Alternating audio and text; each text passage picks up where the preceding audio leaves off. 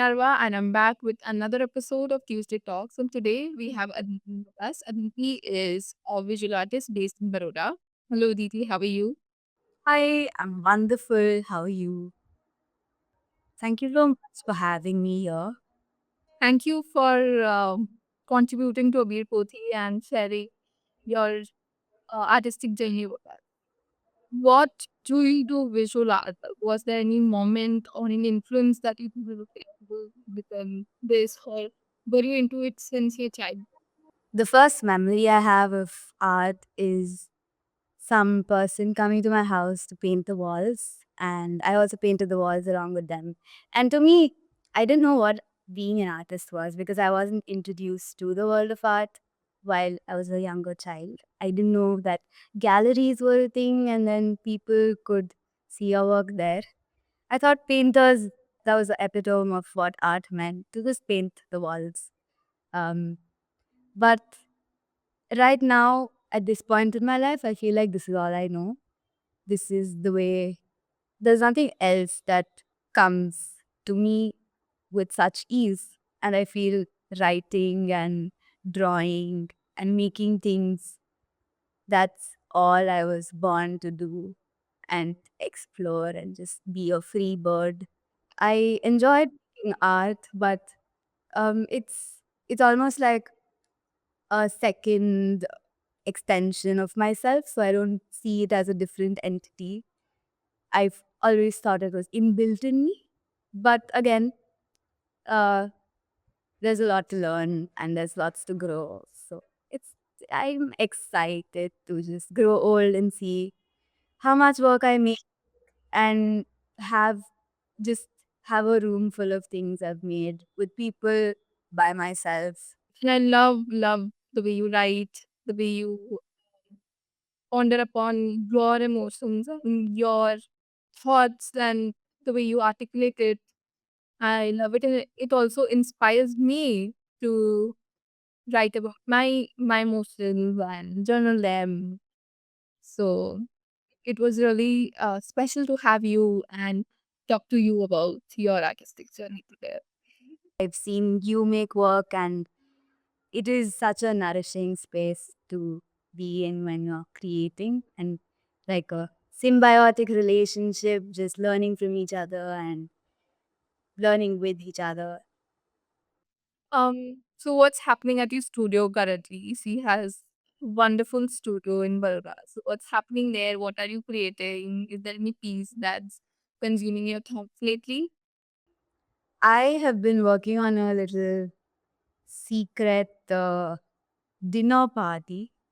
Um, of I love tapping into my childhood and memories of the body growing. And there have been instances where I've felt as though I am so many different people in one. And all of these selves, there are like 30 of them, and they're fighting with each other to come out. And so I thought, maybe why not invite all of these people that live inside my brain on for a little dinner party. So I've been sketching. I would love to show you some people, some of my inner friends, inner demons, inner little wonky whatever. Yes. Or just characteristics? I'm yet to name them because I don't know. I think that's the later part. Yeah, first it's giving birth, and then I will give them names or they will give themselves names. It'll come to me, and I enjoy drawing these little people. They're just all around my studio right now. Thank you. Colors have been incredibly yummy for me lately. I feel like, oh, I've just been born today and I've discovered what colors are. So I've been using them. Ah, it's been nice. Colors are wonderful. So you also write and you paint, you sketch. What are the different mediums you work with? And which one do you find the most difficult to deal with, and which one is the most interesting? I think I work, yeah. I work with a lot of mediums, and they're mostly contextual based on uh, what the larger thing I'm trying to say is. Um, but I truly like right now enjoy working with crayons and oil pastels because it reminds me of when I was younger and just scribbling things onto the paper. I've also really enjoyed working with natural dyes that I made from pomegranates in my garden. So most of the um, mediums I like to use, there's a ritualistic aspect to it, like collecting them from the garden, washing them, and then cutting them into little pieces, boiling it, and adding things to it. It almost reminds me of when I was a child and I would spend time in the washroom. That used to be the most sacred, comfortable space for me. And I would take different shampoos and different soaps and just put them in the bucket, and it felt like I was making magic there. And I try to embody that because I truly believe magic is where my work is at right now, just trying to explore fictitious narratives of how I would look at the world as a child, where soaps became just potions. So now these flowers and these plants that I collect, it almost feels like, wow, I'm a witch brewing up magic potions. That's that's how I perceive most of the mediums I work with. I like to give it a ritualistic aspect, as though I'm doing sacred and building an altar for my art. It sounds interesting, and I love how you said that you give a ritualistic aspect to whatever medium you're working with. And I think that also gives you a kind of, I think, a discipline to work with when you make it like a ritual. Of course, it does not need a lot of discipline, but I think as an artist, also you need a little discipline in your practice. Making something ritualistic, there's an aspect of deliberation in it. I want my work to be intentional, to be deliberate, and not something that just very disconnected from where I'm at in life and where life is at while I'm alive right now. Around me, with let it be nature or people or the friendships that I have, the relationships that I am in, all of these engulfed into one. Or what inspires you to make such interesting works? I love the act of giving something life or assisting for something that exists purely as thought and that becoming tactile. I have enjoyed touching things and entering things. So I would love for my work to become a three-dimensional space almost, where you can step in and sit inside a painting, break away from the two-dimensionality where you're just looking at a work. So that's the driving force, I would say, to slowly climb up to a scale where I'm able to enter my and sit inside them. There are so many things I wish to do, and I feel one life isn't enough to explore all of the things. But I think I have a good 50 years left to do all the things I wish to work with installations, want to make music, want to work with theaters and make sets for plays. Everything right now, they're like bits and pieces because I would say I'm still a baby in the art world. All of these would lead up to something, and I'm going to be so patient with myself while that happens. What's good, I think as an artist, you need to have patience to, because it's going to be a long race. You are in for a long time and you need to have patience and perseverance to, keep doing, keep going. Yeah, that Do. you shouldn't even force yourself. Just let it all flow out. Unapologetically take up space.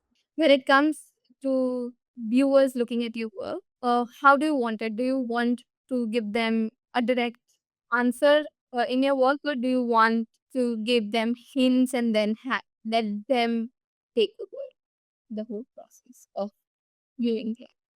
I would love for my work to be viewed in a place that's not white walls, four white walls encasing my work and just hung up on the wall where people are coming and seeing and going. I want to place them in places where conversations can ignite between the space itself and my work, how both of these are very important to me. I feel so sad when I see my work just stray hanging on the wall. But if someone's touching it, if someone's making conversation, like I said before, I would love for people to step into my work. That's something I'm working towards making a reality where you can step inside, sit in it, sit with your friends inside it, read in it.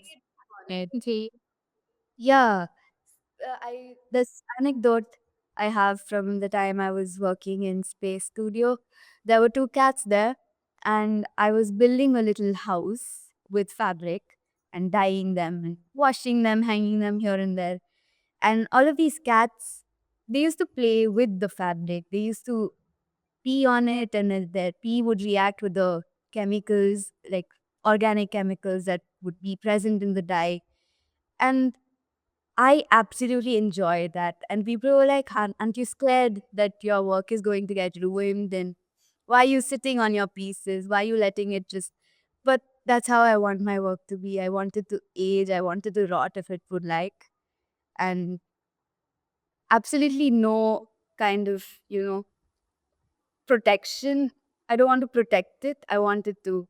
If it gets frayed because people are touching it, I would love that because that just means, okay, this has transpired and become a larger thing than just a two-dimensional flat thing. Yeah, I want people to touch my work, I guess, and live in it. I would love to live in my work. There was a painter who once made a beautiful scenery, and it said that he loved it so much he stepped into it and disappeared. Something of the sort I want to do. But I don't want to disappear because I want to stick around for a long time. But yeah, I would love to just, oh, well, it's not physically possible, but I feel with whatever new technology like projection mapping and things of those sorts allows artists to transform their works into much more larger than life things. I absolutely love your perspective. And I think it's something very, very different. How do you define your relationship with art? Has it evolved or has it changed over the period of time? Absolutely. I think I've studied design. So the way I used to look at the world was very systematic, organized, and hierarchical. Um, because that's what design requires from you. And it took me a while to break away from rigidity and slip into a much more liberating space that fine arts allows for you. And I think I've only recently, maybe since 2024, when I graduated with a design degree, I my final thesis project was charcoal works on like big massive charcoal works, and that was a trigger point in my life as well because I had such a lovely mentor. Her name's Veena Krishna Kumar. She's guided me through like just breaking away from design thinking and starting to think like an artist and embody that. So since I'm in Baroda, it's like the best place to meet all these wonderful people and artists. So that also shapes the way my practice has changed slightly from a more individualistic.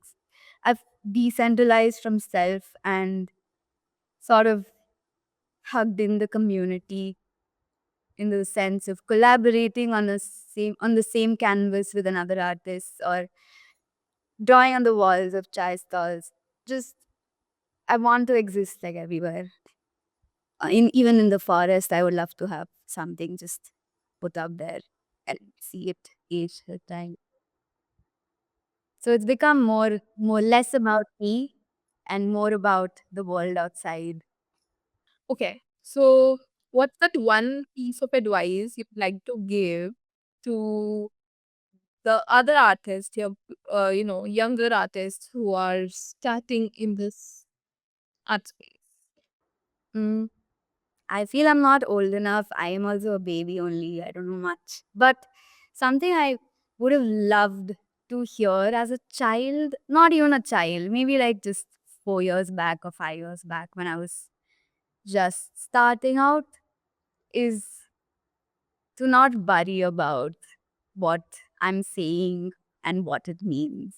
Like, because the moment you're policing yourself for having opinions, uh, let them out, even if they're wrong, even if they're slightly incorrect or immoral. Let them out regardless, because there'll be someone who's going to come and be like, oh, this is not the way.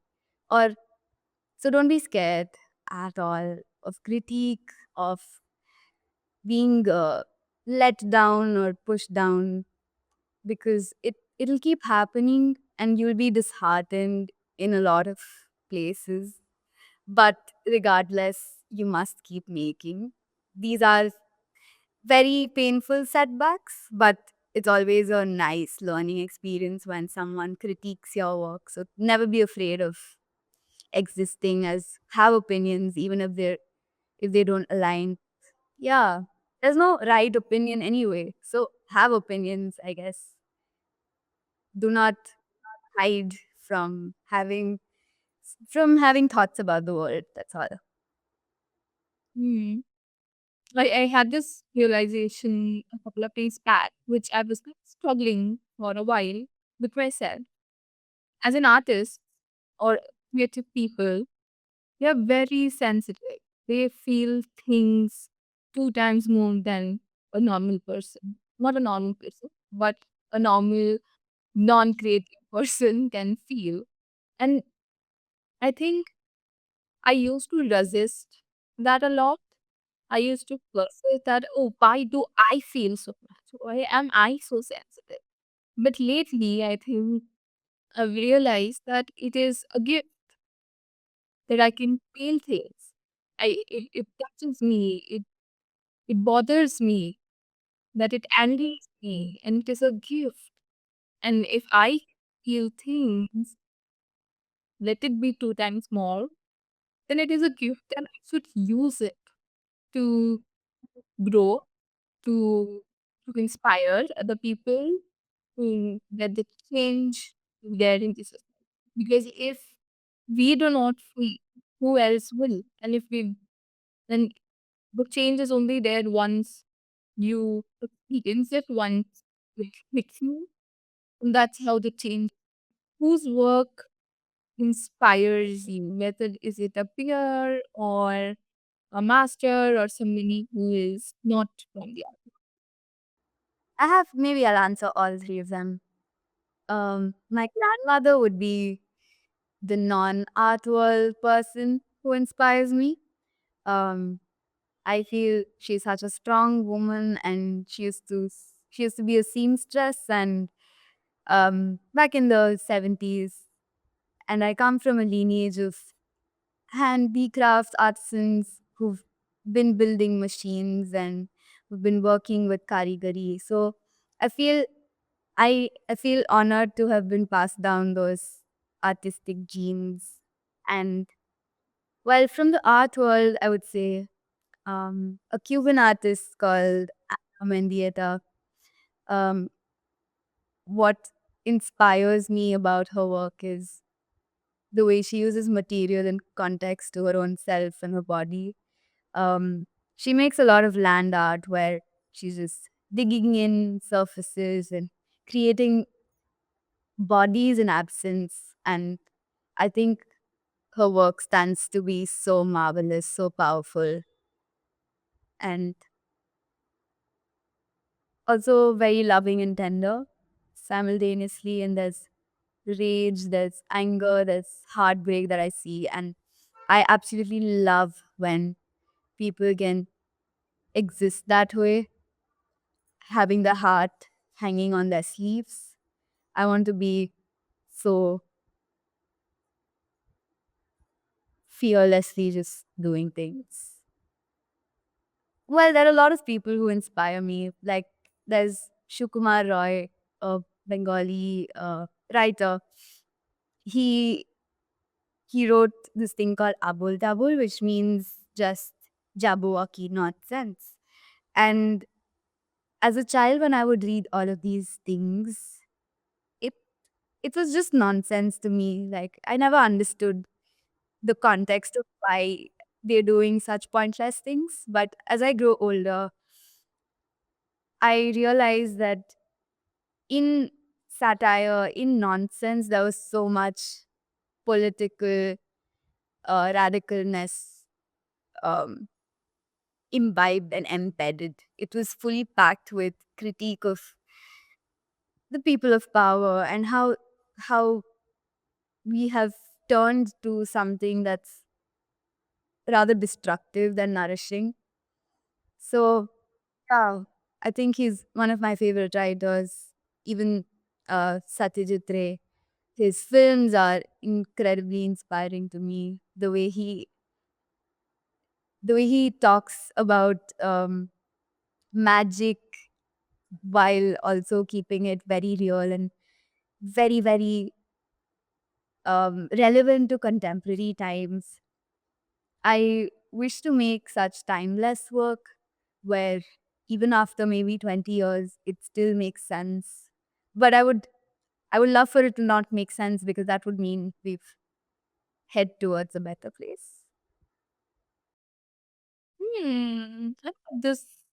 I love this perspective of yours. I mean, but I think to create timeless works, you need to be ahead of time. Don't you think? Don't you think Satyajit Ray was ahead of its time? And so today, his works are considered timeless. Exactly.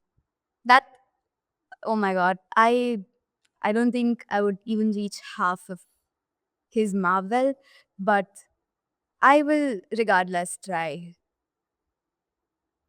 All we can do is try. The outcome is not. Yeah, enjoy the process. Love the process. The outcome is fine. That's just one glimpse of what you've done, but you spent hours, days, months of time behind it. So that's what's more important. And what's more important is also how that process kind of grows, or helps you grow as a person, and what kind of changes it gets into you. And I think that's more important than what an actual outcome is, because that changes are going to be there till you die.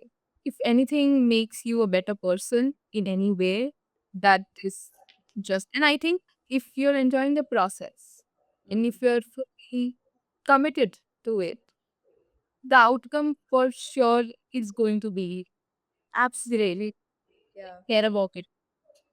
Mm. If you Regardless of whether people like it or not, That's you the last thing in yeah. case one should do, get that like a work. It's like looking at your work and being like, oh, I had so much fun making this. That's all. I think that's more important. What keeps you busy when you what do you do in your I like to play my ukulele in a very I don't know how to make music, but I tried making music nevertheless. I when I'm not doing art, I love letting boredom take over me because just lying down and doing nothing is awesome.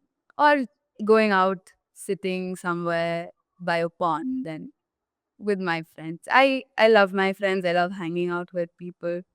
So that's what I do in my free time when I'm not making art. It's being around people, seeing the world.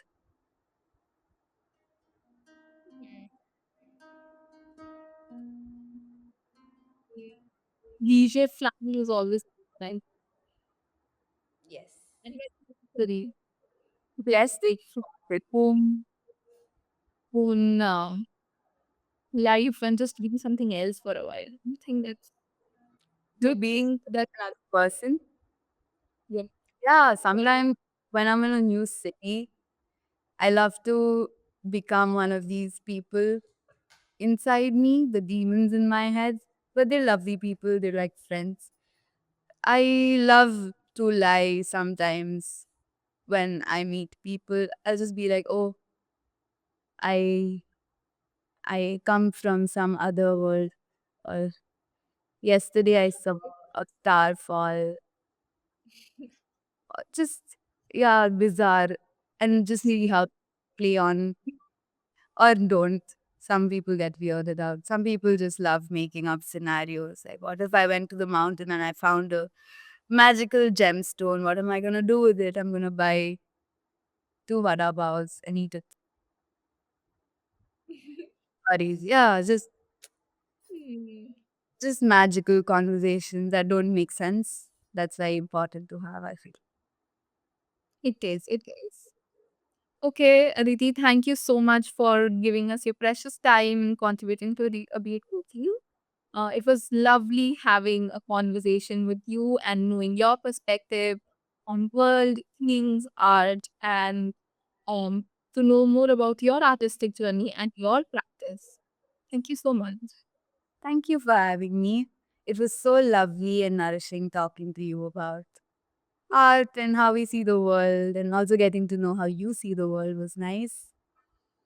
We loved having you with us today. Stay tuned for more insightful conversations and don't forget to like, share, and subscribe. Catch you real soon. Bye.